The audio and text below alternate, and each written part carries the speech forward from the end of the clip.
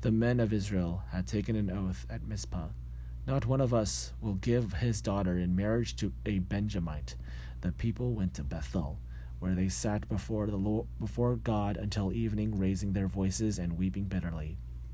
Lord, God of Israel, they cried, why has this happened to Israel? Why should one tribe be missing from Israel today? Early the next day the people built an altar and presented burnt offerings and fellowship offerings. Then the Israelites asked, who from all the tribes of Israel has failed to assemble before the Lord? For they had taken a solemn oath that anyone who failed to assemble before the Lord at Mizpah was to be put to death. Now the Israelites grieved for the tribe of Benjamin, their fellow Israelites. Today one tribe is cut off from Israel, they said. How can we provide wives for those who are left, since we have taken an oath by the Lord not to give them any of our daughters in marriage? Then they asked, which one of the tribes of Israel failed to assemble before the Lord at Mizpah? They discovered that no one from Jabesh Gilead had come to the camp for the assembly, for when they counted the people, they found that none of the people of Jabesh Gilead were there. So the assembly sent 12,000 fighting men with instructions to go to Jabesh Gilead and put to the sword those living there, including the women and children. This is what you are to do, they said. Kill every male and every woman who is not a virgin. They found among the people living in Jabesh Gilead 400 young women who had never slept with a man, and they took them to the camp at Shiloh in Canaan. Then in the whole assembly sent an offer of peace to the Benjamites at the rock of Rimmon.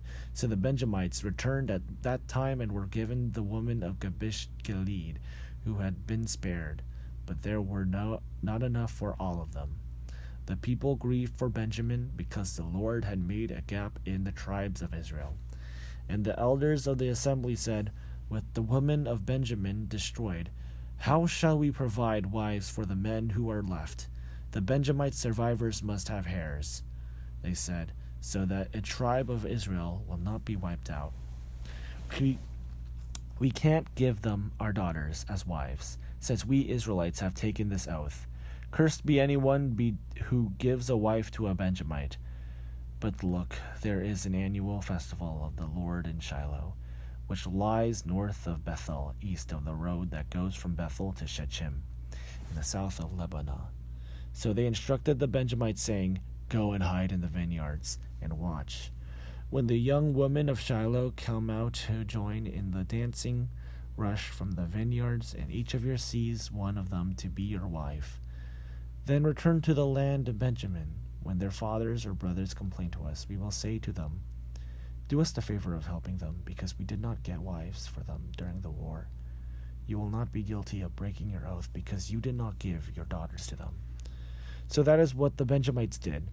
While the young women were dancing, each man caught one and carried her off to be his wife. Then they returned to their inheritance and rebuilt the towns and settled in them. At that time the Israelites left that place and went home to their tribes and clans, each to his own inheritance. In those days Israel had no king. Everyone did as they saw fit.